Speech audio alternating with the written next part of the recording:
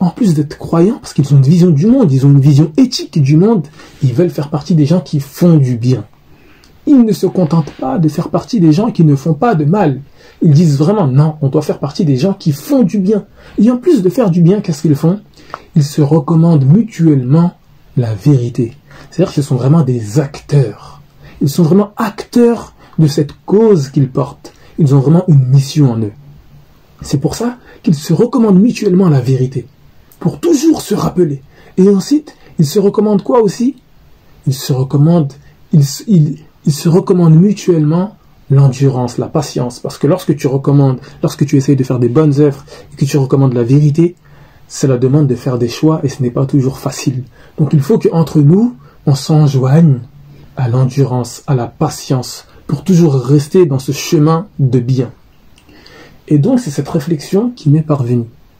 Très souvent aujourd'hui, vous savez, en tant que musulman, on a tendance à, comme je vous l'ai dit, à juste se dire, mais moi au moins je ne fais pas de mal. Regarde cette personne, c'est une bonne personne, elle ne fait pas de mal. Ce n'est pas suffisant. Selon moi, selon ce que j'ai appris, ce n'est pas suffisant. Il faut vraiment avoir une démarche de proposition. Non seulement je ne veux pas faire de mal, mais plus encore, je veux être une personne qui recommande le bien et qui empêche le mal. Parce que si je ne fais que ne pas faire de mal de manière passive, au bout d'un moment, le mal va venir à moi.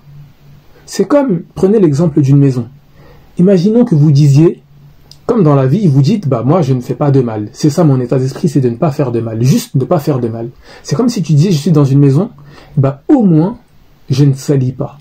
C'est ça, au moins je ne salis pas, c'est-à-dire je ne fais pas de mal. Si tu vis pendant plusieurs mois dans cette maison sans salir, tu vas voir qu'au bout d'un moment, la maison va quand même devenir sale. Ce n'est pas suffisant d'être une personne qui dit, mais moi au moins je ne salis pas. Non, parce que naturellement, tu vas voir que dans cette maison, au bout d'un moment, il y aura de la poussière qui va venir. Au bout d'un moment, lorsque tu vas utiliser des choses de la maison, il y a des choses qui vont s'user.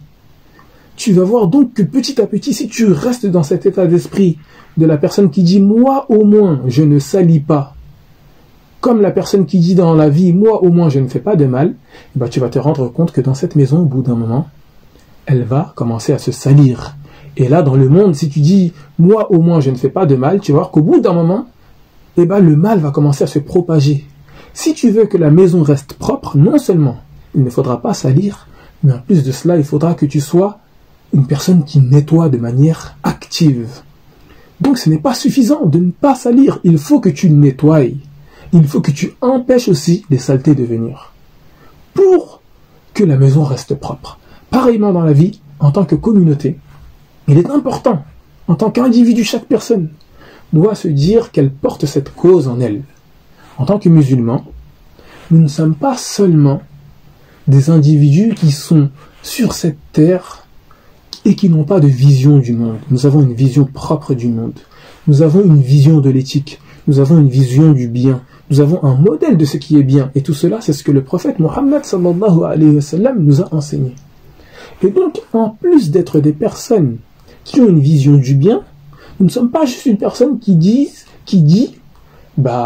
moi, au moins je ne fais pas de mal. Parce que ça, c'est une démarche passive. C'est une démarche qui va laisser le mal se propager dans la société. Mais au contraire, on prend vraiment sur nous cette mission-là. Et on fait partie des gens qui disent non seulement déjà, on ne fait pas du mal, on essaye de ne pas faire de mal, mais on veut être actif. On veut être des personnes qui propagent le bien pour leur prochain.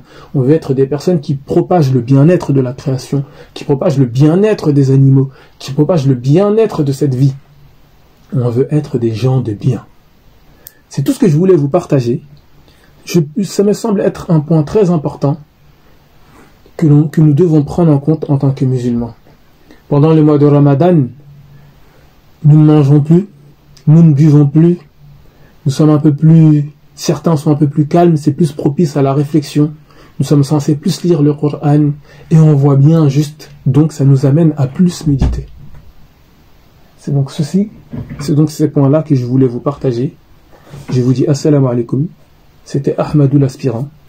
N'hésite pas à faire un tour sur l'arabepourtous.com si tu veux avoir des bons plans pour apprendre l'arabe.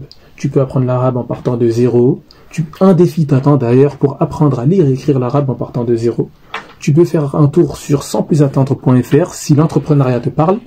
Et tu peux faire un tour sur muamalatinpact.com si tu veux avoir plus d'informations sur l'économie en islam. Je te dis assalamu alaikum, à bientôt.